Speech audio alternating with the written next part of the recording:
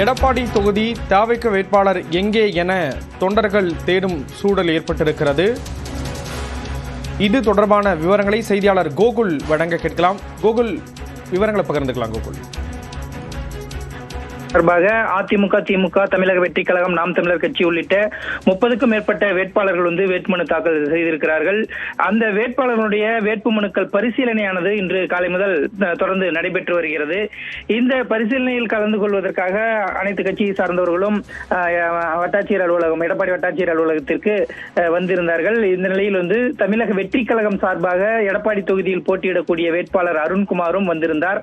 அவர் திடீரென அங்கிருந்து மாயமாகிவிட்டார். இதனிடையே தொண்டர்கள் ஒருவருக்கு அவர் தொலைபேசி மூலமாக என்னுடைய வேட்புமனு நிராகரிக்கப்பட உள்ளது, எனவே நான் எங்கு செல்கிறேன் என்று சொல்லி கூறி சென்றதாக ஒருவர் தொலைபேசியில் தெரிவித்ததாகவும் கூறப்படுகிறது.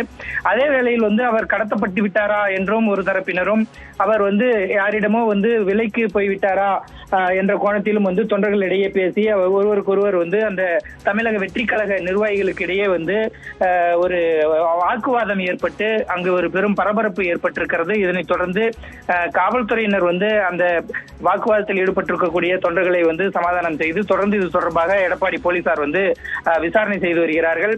வேட்புமனு பரிசீலனை அன்று திடீரென வேட்பாளர் மாயமாகி இருப்பது ஒரு பெரும் பரபரப்பை ஏற்படுத்தி இருக்கிறது. ஸ்ரீராம், விவரங்களை வழங்கியதற்கு நன்றி கோகுல்.